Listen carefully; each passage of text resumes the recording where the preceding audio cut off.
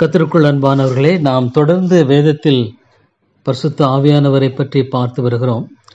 அந்த ஆதியாகமம் 1வது அதிகாரம் 26வது வசனத்தில், பின்பு தேவன் நமது சாயலாகவும் நமது ரூபத்தின்படியேயும் மனுஷனை உண்டாக்குவோமாக.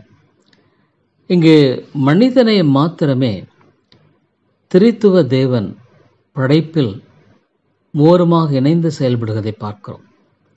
நான் ஏற்கனவே பிதாவானவர், குமாரனானவர், பரிசுத்த ஆவியானவர் இவ்விதமாக இந்த படைப்பில் இருந்தார்கள், மூவரும் இணைந்து செயல்பட்டார்கள் என்பதை குறித்து நாம் பார்த்தோம்.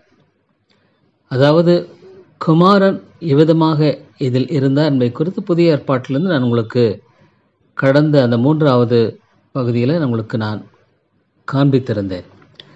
இங்கு அடுத்ததாக நாம் பார்க்கும்படியான காரியம், இங்கு திரியேக தேவன் பிதா, குமாரன், பரிசுத்த ஆவியானவர் மூவருமாக இணைந்து மனிதனை சிருஷ்டிக்கிறதை பார்க்கிறோம். மனித சிருஷ்டிப்பில் இருக்கிற ஒரு விசேஷமான காரியம், மூவருமாக இணைந்து சிருஷ்டிப்பை இங்கு செயல்படுத்துகிறதை பார்க்கிறோம். மற்ற இடங்களிலும் அவ்விதமாக அவர்கள் செய்திருப்பார்கள் என்பதில் சந்தேகமில்லை. ஆனால் கூட இந்த இடத்துல அவருடைய வார்த்தை தெளிவாக சொல்லுகிற மனித சிருஷ்டிப்பில் திரியேக தேவனை பார்க்கிறோம். தேவ ஆவியானவர் இவ்விதமாக மனிதனை சிருஷ்டிக்கும் பொழுது அங்கு பிதா, குமாரன், பரிசுத்த ஆவியோடு இணைந்து செய்கிற இந்த செயல் வேதத்தில் ஒரு தனித்துவம் வாய்ந்தது என்று சொல்லலாம். வேதத்தில் எந்த ஒரு பகுதியிலும் மூவருமாக இணைந்து அவ்விதமாக செயல்படுகிற காரியத்தை குறித்து நாம் சிந்திக்கும் பொழுது ஆண்டவராக இயேசு கிறிஸ்துவனுடைய ஞான ஸ்நானத்தில் பார்க்கிறோம்.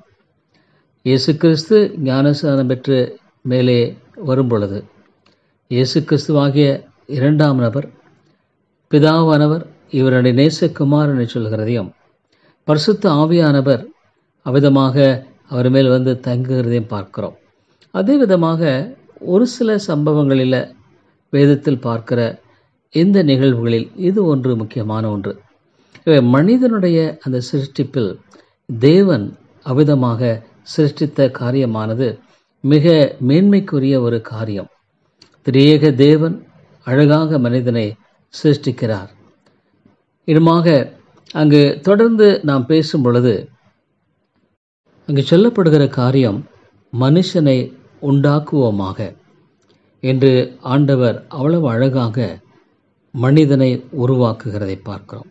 அவை தொடர்ந்து திரியேக தேவன் பிதா, குமாரன், பரிசுத்த ஆவியானவர் இவ்விதம் இந்த வேதத்தில் செயல்படுகிறார் என்பதை குறித்து நாம் பார்ப்பதும், பரிசுத்த ஆவியானவர் முக்கியமாக இன்றைக்கு நம் மத்தியில் தங்கி தாவரித்து அவர் செயல்படுகிறார் என்பதை குறித்த ஆழமான விளங்குதலோடு நாம் அவரோடு இணைந்து நம்முடைய ஆவிக்குரிய வாழ்க்கையில் நாம் நடக்கும்படியான ஒரு வழிமுறையை தேவன் வைத்திருக்கிறார் என்பதை குறித்தும் நாம் மறந்துவிடக்கூடாது. பரிசுத்த ஆவியானவர் இன்றைக்கும் நம்மோடு கூட இருந்து நம்முடைய ஆவிக்குரிய வாழ்க்கையில் அவர் நம்மை பலப்படுத்துகிறார், வழிநடத்துகிறார். இந்த மனுஷனுடைய படைப்பில் இந்த 3 திரியேக தேவன் அவ்விதமாக சிருஷ்டிப்பில் உருவாக்கினவர் மாத்திரமல்ல, தொடர்ந்து மனிதனை உண்டாக்கின தேவன் அவனை பராமரிக்கிறதிலும் பாதுகாக்கிறதிலும் அவனுடைய வாழ்க்கையிலும் தொடர்ந்து செயல்படுகிறவருமாக இருக்கிறார். நன்றி.